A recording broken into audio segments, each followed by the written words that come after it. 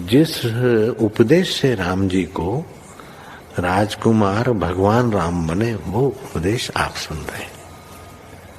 कितना ऊंचा ग्रंथ है। इसको वाल्मीकि रामायण भी बोलते, योग वशिष्ठ महारामायण भी बोलते। राम तीर्थ ने इसी का बार बार अध्ययन किया था। ये आप भी शांत हो जाएंगे परमात्मा में, और दूसरों को भी शांति देने की क्षमता देने वाला ये सदग्रंथ है। इसको वेदांत का सिद्धांत ग्रंथ बोलते हैं। दूसरे होते प्रक्रिया ग्रंथ। ये करके फिर कब वो आचार्य बनो तब समझो, ये तो थोड़ा पढ़ो और फिर वही सिद्धांत की बात।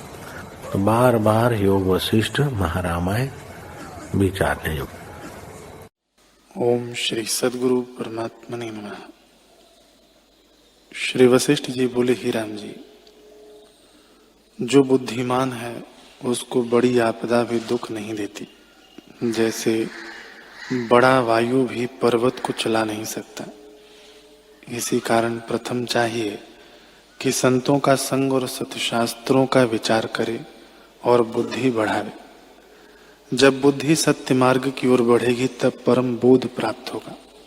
जैसे जल के सींचने और रखने से फूल फल प्राप्त होता है, तैसे ही जब बुद्धि सत्य मार्ग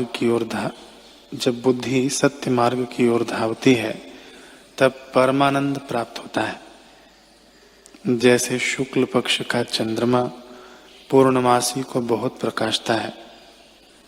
जितने जीव संसार के निमित्त यत्न करते हैं, वही यत्न सत्य मार्ग की ओर करें तो दुख से मुक्त हों और परम संपदा के भंडार को पावें।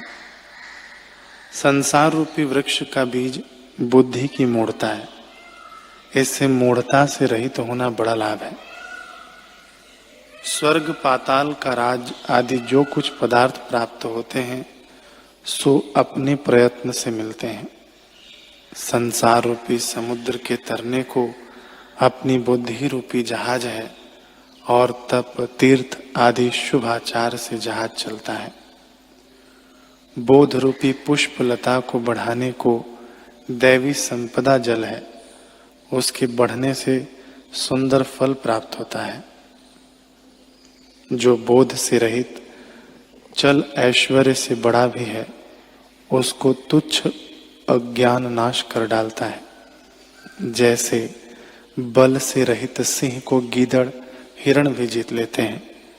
इससे जो कुछ प्राप्त होता दृष्ट आता है, वह अपने प्रयत्न से होता है। अपना बोध रूपी चिंतामणि हृदय में स्थित है, उससे विवेक रूपी फल मिलता है। ओम श्री सद्गुरु परमात्मने नमः। श्री वशिष्ठ जी बोले, हे राम जी, यह सब जगत आभास रूप है। स्वरूप के प्रमाद से जीव भय और दुख को प्राप्त होता है, पर वह जब स्वरूप को जानता है तब भ्रम भय और दुख से रहित होता है। जैसे स्वप्न में चित्त की भ्रांति से सिंहों से भय पाता है, और जब जागृत स्वरूप में चित्त आता है तब सिंह का भय निवृत्त हो जाता है। वैसे ही आत्मज्ञान से निर्भय होता है। जब वैराग्य का अभ्यास करके जीव निर्मल आत्मपद पा जाता है, तब फिर क्षोभ को नहीं प्राप्त होता और राग द्वेष रूपी मल उसको नहीं स्पर्श करते। जैसे तांबा जब पारस के स्पर्श से स्वर्ण होता है, तब वह तांबे के भाव को नहीं ग्रहण करता। वैसे ही जीव फिर मलिन नहीं होता। अहम त्वम आदि जो कुछ जगत भासता है, वह सब आभास मात्र है। हे राम जी, प्रथम सत्य और असत्य को जानकर असत्य का निरादर करो और सत्य का अभ्यास करो। तब चित्त सब कलनाओं से रहित होकर शांत पद को प्राप्त होता है। जो तत्व ज्ञान से सम्यक दर्शी हुआ है, उसको जगत के इष्ट पदार्थ पाने से हर्ष नहीं होता और अनिष्ट के पाने से शोक नहीं होता। वह न किसी की स्तुति करता है, न किसी की निंदा। वह हृदय में शीतल और शांत रूप हो जाता है। ओम श्री सद्गुरु परमात्मने नमः। श्री वशिष्ठ जी बोले, हे राम जी, जब वैराग्य और अभ्यास रूपी जल से मन निर्मल होता है, तब ब्रह्म ज्ञान रूपी रंग चढ़ता है और सर्वात्मा ही भासता है। और जब सर्वात्म भावना होती है, तब ग्रहण और त्याग की वृत्ति नष्ट हो जाती है और बंध मोक्ष भी नहीं रहता। जब मन के कषाय परिपक्व होते हैं, अर्थात भोग की सूक्ष्म वासना से मुक्त होता है और सतशास्त्र के विचार से क्रम से बुद्धि में वैराग्य उपजता है, तब परम बोध को प्राप्त होता है और कमल की नाई बुद्धि खिलाती है। मन ने ही सर्व पदार्थ रचे हैं, जब उससे मिलकर तद्रूप हो जाता है, उसका नाम असम्यक ज्ञान है। और जब सम्यक दृष्टि होती है, तब उसका तत्काल नाश करता है। जब भीतर बाहर दृश्य को त्याग करता है और मन सद्भाव में स्थित होता है, तब परम पद को प्राप्त हुआ कहता है। हे राम जी, ये दृष्टा और दृश्य जो स्पष्ट भासते हैं, वे असत्य हैं।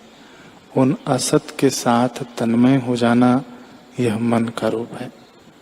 जो पदार्थ आदि अंत में न हो और मध्य में भासित हो, उसको असत रूप जानिए।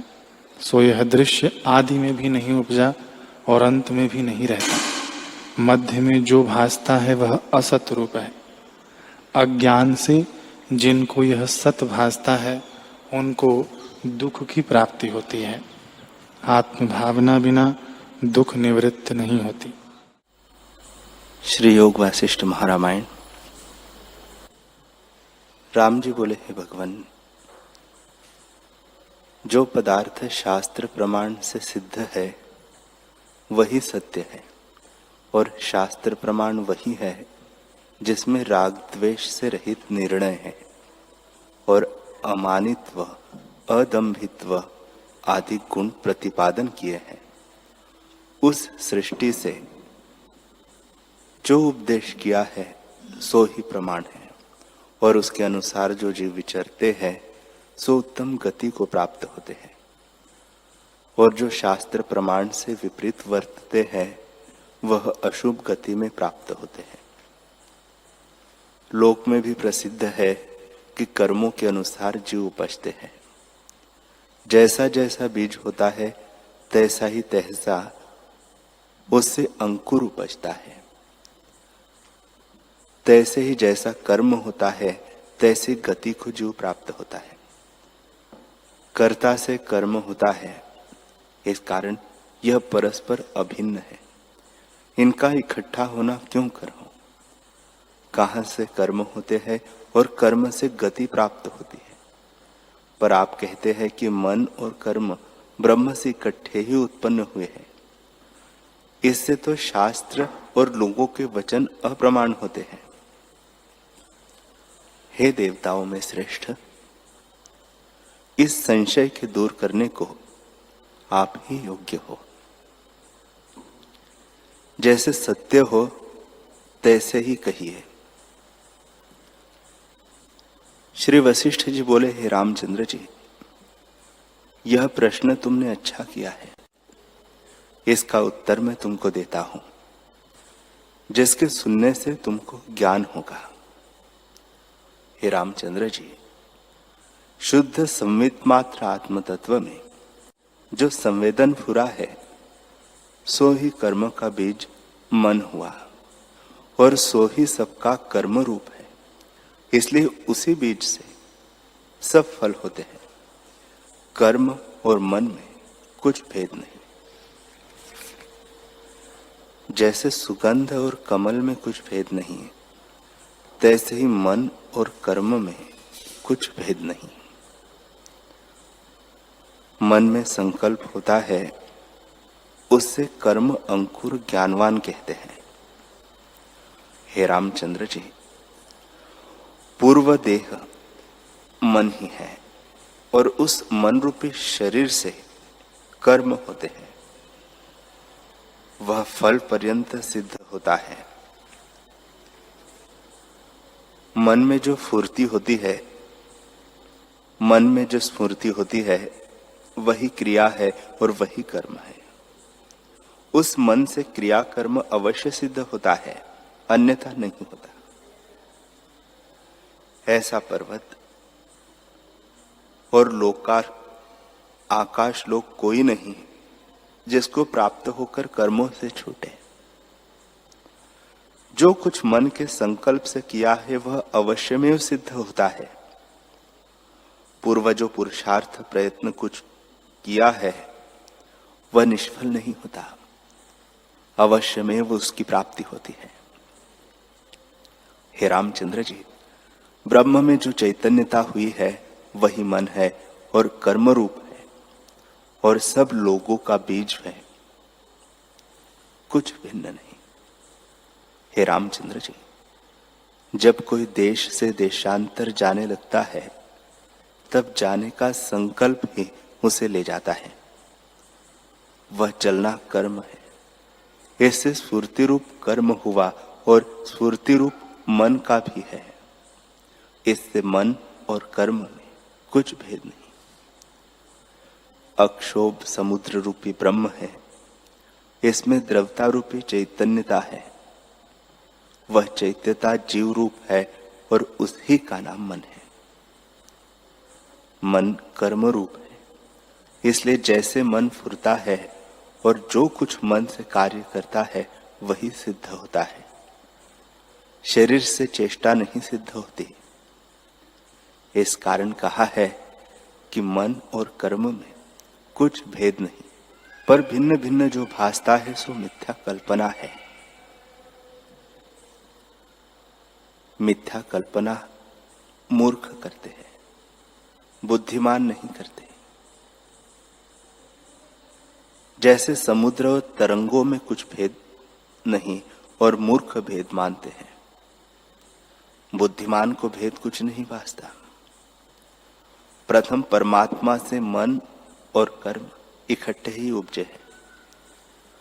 जैसे समुद्र में द्रवता से तरंग उपजते हैं, तैसे ही चित्त फुरने से आत्मा से कर्म उपजते हैं। जैसे तरंग समुद्र में लीन होते हैं, तैसे ही मन और कर्म परमात्मा में लीन होते हैं। जैसे जो पदार्थ दर्पण के निकट होता है उसी का प्रतिबिंब भासता है, तैसे ही जो कुछ मन का कर्म होता है सो आत्मा रूपी दर्पण में प्रतिबिंबित भासता है। जैसे बर्फ का रूप शीतलता है, शीतलता बिना बर्फ नहीं होती, तैसे चित्त कर्म है, कर्मों बिना चित्त नहीं होता।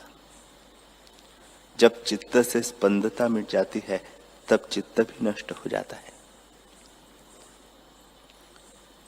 चित्त के नष्ट हुए कर्म भी नष्ट हो जाते हैं और कर्म के नाश हुए मन का भी नाश होता है। जो पुरुष मन से मुक्त हुआ है वही मुक्त है और जो मन से मुक्त नहीं हुआ वही बंधन में है। एक के नाश हुए दोनों का नाश होता है। जैसे अग्नि के नाश हुए उष्णता भी नष्ट होती है और जब उष्णता नष्ट होती है तब अग्नि भी नष्ट होती है। तैसे ही मन के नष्ट हुए कर्म भी नष्ट होते हैं और कर्म का नाश होने से मन भी नष्ट हो जाता है। एक के अभाव से दोनों का अभाव होता है। कर्म रूपी चित्त है और चित्त रूपी कर्म है, ऐसे परस्पर अभेद रूप है। श्री वशिष्ठ जी बोले, हे रामचंद्र जी, मन भावना मात्र है। भावना फुरने का नाम है और फुरना क्रिया रूप है। उस फुरना क्रिया से सर्व फल की प्राप्ति होती है। हे रामचंद्र जी बोले, हे ब्राह्मण, इस मन का रूप जो जड़ अजड़ है वह विस्तार पूर्वक कहिए। वशिष्ठ जी बोले, हे रामचंद्र जी, आत्म तत्व अनंत रूप और सर्वशक्तिमान है। जब उसमें संकल्प शक्ति फुरती है तब उसको मन कहते हैं। जड़ अजड़ के मध्य में जो डोलायमान होता है उस मिश्रित रूप का नाम मन है। हे रामचंद्र जी, भाव रूप जो पदार्थ उनके मध्य में जो सत्य असत्य का निश्चय करता है, उसका नाम मन है। उसमें जो यह निश्चय देह से मिलकर फुरता है कि मैं चिदानंद रूप नहीं, कृपण हूं, सो मन का रूप है। कल्पना से रहित मन नहीं होता। जैसे गुणों बिना गुणी नहीं रहता, तैसे कर्म कल्पना बिना मन नहीं रहता। जैसे उष्णता की सत्ता अग्नि से भिन्न नहीं होती, तैसे ही कर्मों की सत्ता मन से भिन्न नहीं, और मन और आत्मा में कुछ भेद नहीं। हे रामचंद्र जी, मन रूपी बीज से संकल्प रूपी नाना प्रकार के फूल होते हैं। उसमें नाना प्रकार के शरीरों से संपूर्ण जगत देखता है, और जैसी जैसी मन में वासना होती है, उसके अनुसार फल की प्राप्ति होती है। इससे मन का फुरना ही कर्मों का बीज है, और उससे जो भिन्न क्रिया होती है, सो उस वृक्ष की शाखा और नाना प्रकार के विचित्र फल है। हे रामचंद्र जी, जिस ओर मन का निश्चय होता है, उसी ओर इंद्रियां भी प्रवर्तित होती है, और जो कर्म है वही मन का फुरना है, और मन ही स्फूर्ति रूप है। इसी कारण कहा है कि मन ही कर्म रूप है। उस मन की इतनी संज्ञा कही है, मन, बुद्धि, अहंकार, कर्म, कल्पना, स्मृति, वासना, अविद्या, प्रकृति, माया इत्यादि। कल्पना ही संसार के कारण है। चित्त को जब चैत्य का संयोग होता है, तब संसार भ्रम होता है। और ये जितनी संज्ञा तुमसे कही है, सो चित्त के फुरने से काक तालियवत अकस्मात फुरी है। राम जी बोले, हे भगवान, अद्वैत तत्व परम संविद आकाश में इतनी कलना कैसे हुई, और उनमें अनर्थ रूप दृढ़ता कैसे हुई? श्री वशिष्ठ जी बोले, हे रामचंद्र जी, शुद्ध संवित मात्र सत्ता फुरने की नाई जो स्थित हुई, उसका नाम मन है। जब वह वृत्ति निश्चय रूप हुई, तो भाव अभाव पदार्थों को निश्चय करने लगी कि यह पदार्थ ऐसा है, यह पदार्थ ऐसा है। उस वृत्ति का नाम बुद्धि है। जब अनात्मा में आत्मभाव परिचिन्न रूप मिथ्या अभिमान दृढ़ हुआ, तब उसका रूप अहंकार हुआ। वही मिथ्या अहम वृत्ति संसार बंधन का कारण है। किसी पदार्थ को धावती करती है और किसी को त्याग करती है, और बालक की नाई विचार से रहित ग्रहणा है, उसका नाम चित्त है। वृत्ति का धर्म फुरना है। उस फुरने में फल को आरोप करके उसकी ओर धावना और कर्तव्य का अभिमान फुरना कर्म है। पूर्व जो कार्य किए हैं, उनको त्याग, उनका संस्कार चित्त में धरकर स्मरण करने का नाम स्मृति है। अथवा पूर्व जिसका अनुभव नहीं हुआ और हृदय में फुरे कि पूर्व मैंने यह किया था, इसका नाम स्मृति है। जिस पदार्थ का अनुभव हो और जिसका संस्कार हृदय में दृढ़ होवे, उसके अनुसार जो चित्त फुरे, उसका नाम वासना है। हे रामचंद्र जी, आत्म तत्व अद्वैत है। उसमें अविद्यमान द्वैत विद्यमान हो भासता है। ऐसे उसका नाम अविद्या है। और अपने स्वरूप को भूलकर अपने नाश के निमित्त स्पंद चेष्टा करने और शुद्ध आत्मा में विकल्प उठाने का नाम मूल अविद्या है। शब्द, स्पर्श, रूप, रस, गंध, इन पांचों इंद्रियों को दिखाने वाला परमात्मा है और अद्वैत तत्व आत्मा में जिस दृढ़ जाल को रचा है उस स्पंदन कला का नाम प्रकृति है। और जो असत्य को सत्य और सत्य को असत्य के न्याय दिखाती है वह माया कहती है। शब्द, स्पर्श, रूप, रस, गंध का अनुभव करना कर्म है और जिससे शब्द, स्पर्श, रूप, रस, गंध होते हैं वह कर्ता, कार्य, कारण कहता है। शुद्ध चेतन सत्य को कलना की नहीं प्राप्त होता है, उस पूर्ण वृत्ति को विपर्य कहते हैं। उससे जब संकल्प जाल उठता है तब उसको जीव कहते हैं। मन भी इसी का नाम है, चित्त भी इसी का नाम है और बंध भी इसी का नाम है।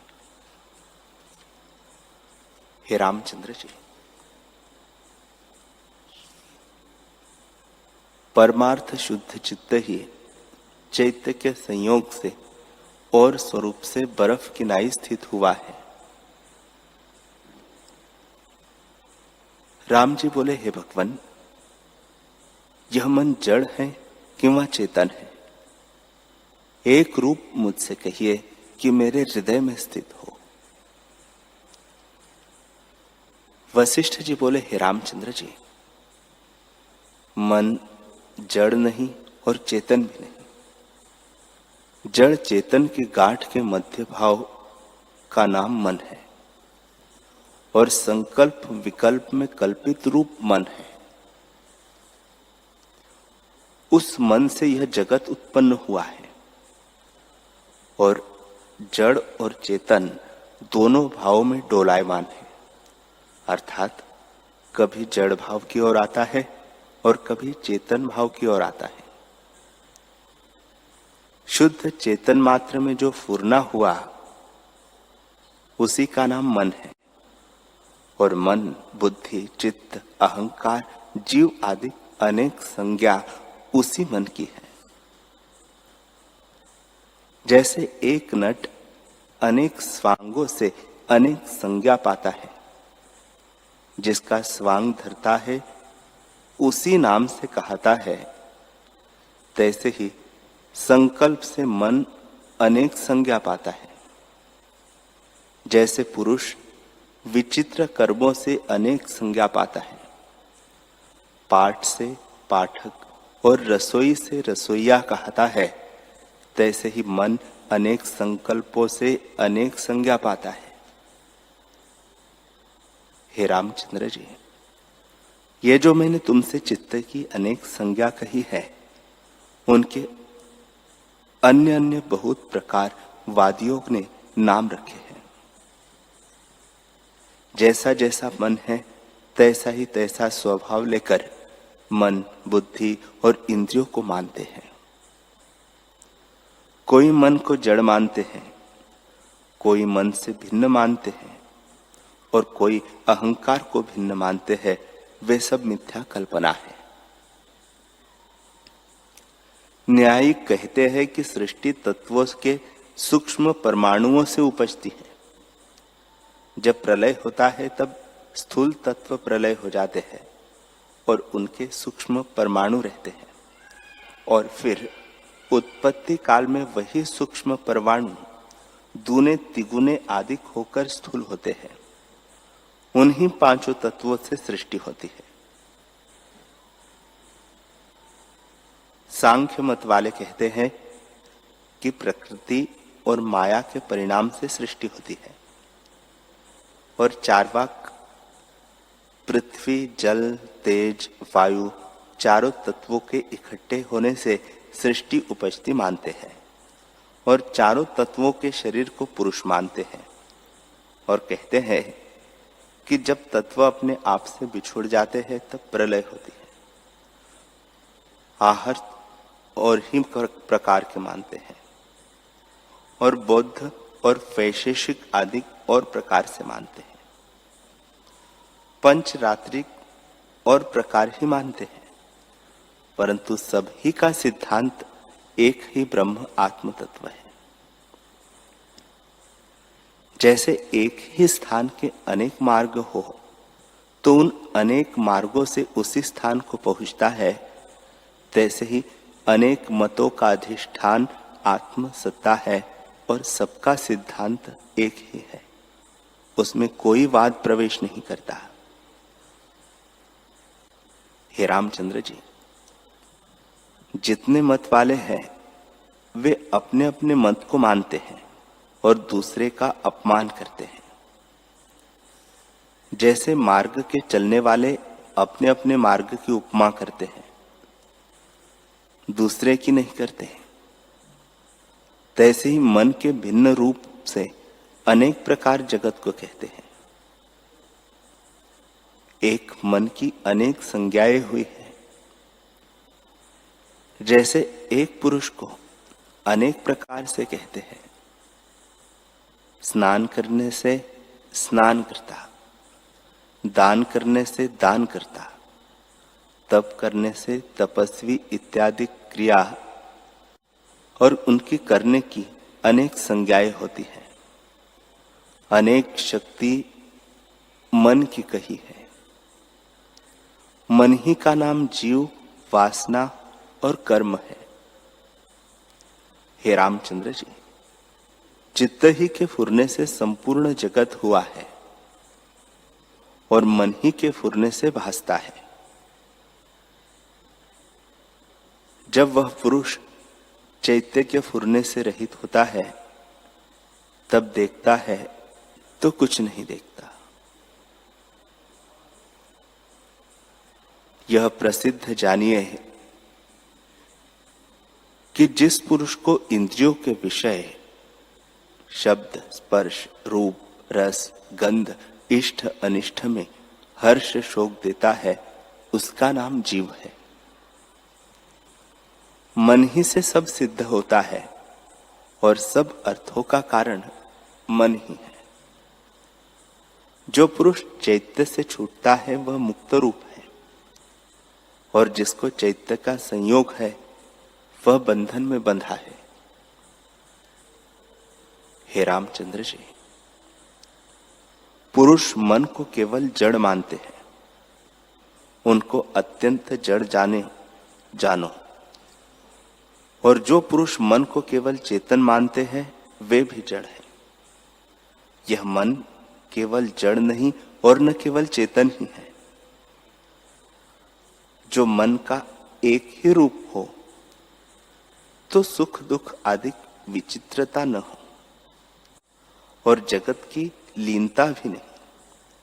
केवल चैतन्य ही रूप हो तो जगत का कारण नहीं हो सकता और जो केवल जड़ रूप हो तो भी जगत का कारण नहीं, क्योंकि केवल जड़ पाषाण रूप होता है।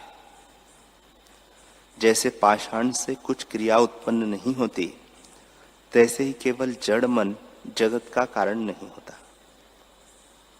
मन केवल चैतन्य भी नहीं। केवल चैतन्य तो आत्मा है जिसमें कर्तृत्व आदि कल्पना नहीं होती। इससे मन केवल चैतन्य भी नहीं और केवल जड़ भी नहीं। चैतन्य और जड़ का मध्य भाव ही जगत का कारण है। हे रामचंद्र जी, जैसे प्रकाश सब पदार्थों के प्रकाश का कारण है, तैसे ही मन सब अर्थों का कारण है। जब तक चित्त है तब तक चैत्य भासता है और जब चित्त अचित्त होता है तब सर्वभूत जात लीन हो जाते हैं। जैसे एक ही जल रस से अनेक रूप होकर भासता है, तैसे ही एक ही मन अनेक पदार्थ रूप होकर भासता है और अनेक संज्ञा इसकी शास्त्रों के मत वालों ने कल्पी है। सबका कारण मन ही है और परमदेव परमात्मा की सर्व शक्तियों में से एक शक्ति है। उसी परमात्मा से यह फुरी है और जड़ भाव फुरकर फिर उसी में लीन होती है।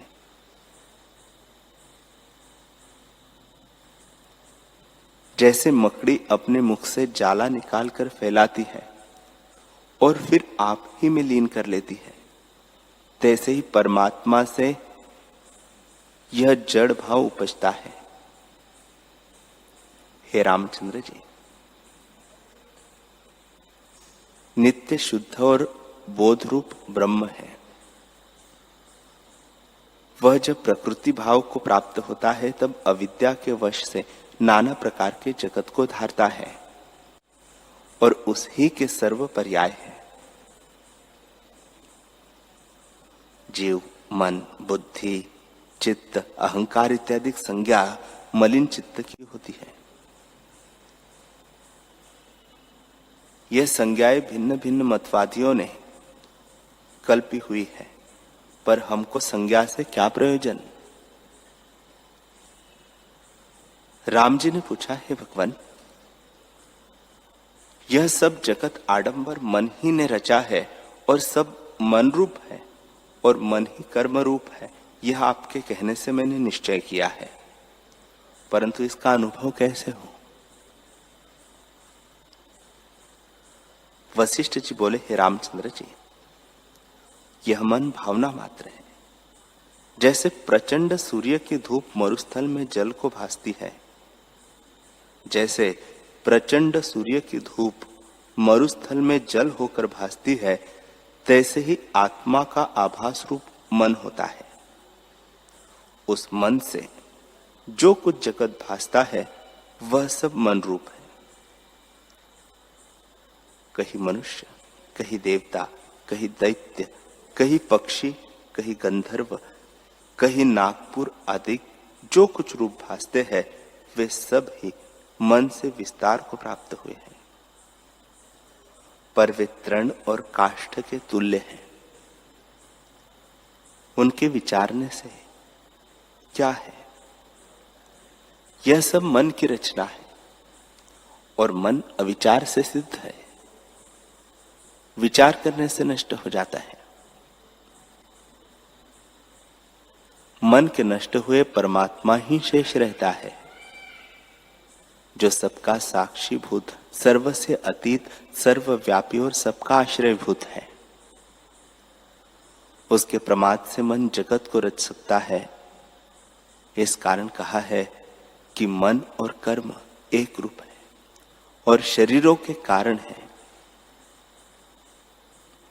हे रामचंद्र जी, जन्म मरण आदि जो कुछ विकार है वे मन से ही भासते हैं और मन अविचार से सिद्ध है, विचार किए से लीन हो जाता है। जब मन लीन होता है तब कर्म आदि भ्रम भी नष्ट हो जाते हैं। जो इस भ्रम से छूटा है वही मुक्त है और वह पुरुष फिर जन्म और मरण में नहीं आता। उसका सब भ्रम नष्ट हो जाता है। इतना सुनकर राम जी ने पूछा, हे भगवान, आपने सात्विकी, राजसी और तामसी 3 प्रकार के जीव कहे हैं और उनका प्रथम कारण सत्य असत्य रूपी मन कहा था। वह मन अशुद्ध रूप शुद्ध चिन्मात्र तत्व से उपजकर बड़े विस्तार रूपी विचित्र जगत को कैसे प्राप्त हुआ? वशिष्ठ जी बोले, हे रामचंद्र जी, आकाश 3 है, एक चिदाकाश, दूसरा चित्ताकाश और तीसरा भूताकाश। भाव से वे समान रूप है और आप अपनी सत्ता है। जो चित्ताकाश से नित्य उपलब्ध रूप और चेतन मात्र सबके भीतर बाहर स्थित है, अनुमाता, बोध रूप और सर्वभूतों में समव्याप रहा है, वह चिदाकाश है। जो सर्वभूतों का कारण रूप है और आप विकल्प रूप है और सब जगत को जिसने विस्तारा है वह चित्ताकाश है। 10 दिशाओं को विस्तार कर जिसका वपु प्रच्छेद को नहीं प्राप्त होता, शून्य स्वरूप है और पवन आदि भूतों में आश्रयभूत है, वह भूताकाश कहता है।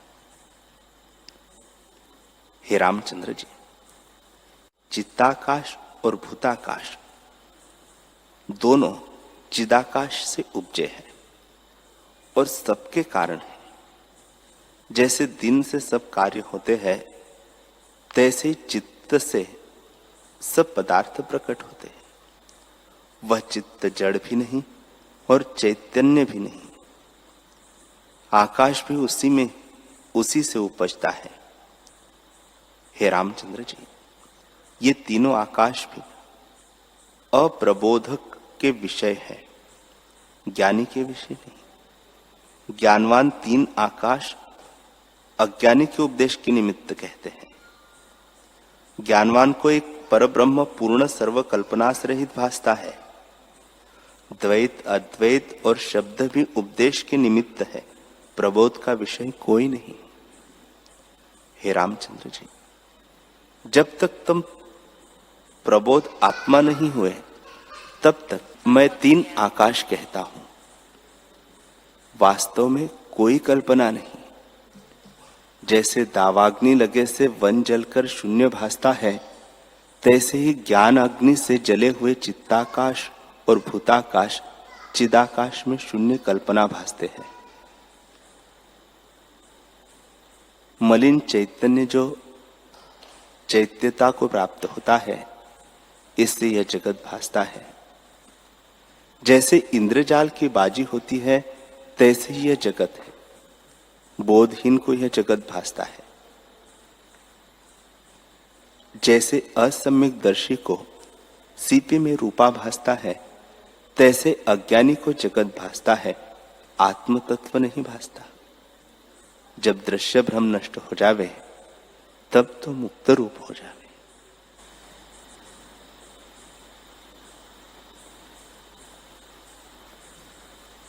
हरि ओम।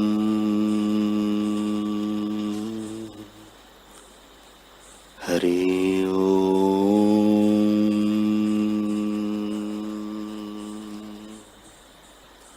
ओम सहना भवतु सहनौ भुनक्तु सह वीर्यं करवावहै तेजस्विनावधीतमस्तु मा विद्विषावहै।